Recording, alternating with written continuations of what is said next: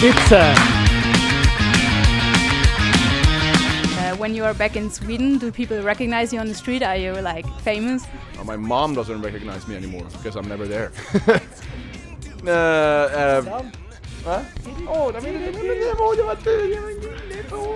I think we had a bit of a good one before we went again to Germany. We had a bit of a buzz going on in Sweden. We had some airplay on our song Tommy Gun was on the radio and it was on MTV. So that was pretty good for a while, but we never really followed it up. We were supposed to play one of the biggest festivals in Sweden back then, Hultsfred, but that festival quit, went bankrupt the same year, so we never got to play that one, and that was supposed to be like the bang, you know, here they are with their single, kinda.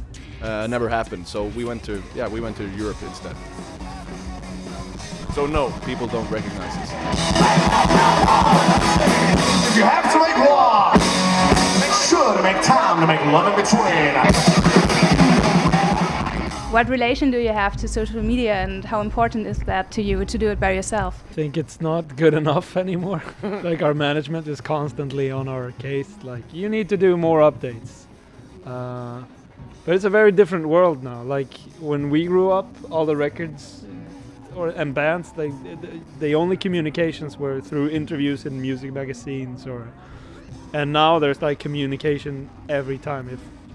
If I go to the store, I should tweet about it, or at least that's what the management thinks. And it's just it's a lot more open and a lot more direct.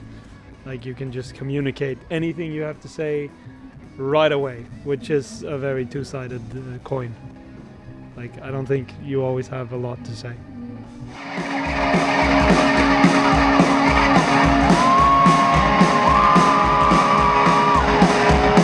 I don't know. I'm not the biggest social media guy. Like Paz said again, I feel it's taking some of the mystery out of the band thing.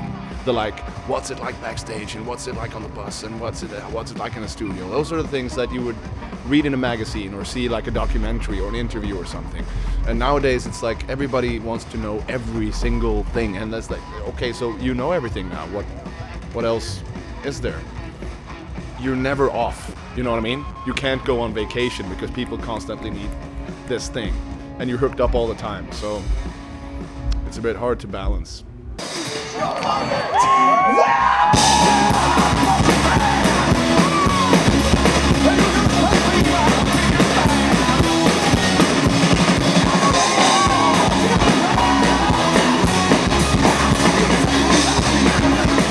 Some years ago you had to cancel some shows because of health problems, right?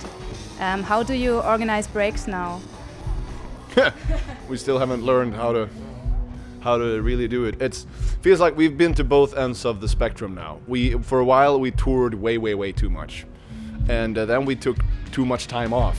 Like last year we took like the whole year off to just write a record, to just stay home and write the new record, which was good in a way. You know, now that we're 2 weeks away from finishing the record in the studio, it was worth it. It was really good to take the time and write the songs, but at the same time it was painful to just sit at home and like we missed the hell out of our bus and out of the people and everything. So it's we've been to both ends now, and you need to find that balance in between, which is not the easiest thing in the world. It's challenging, but I think we learn as you go along.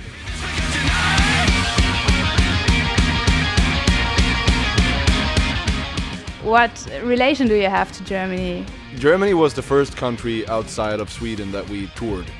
And it was actually the first country we toured for real longer than 4 days or something that we did in Sweden. So Germany is a second home for us.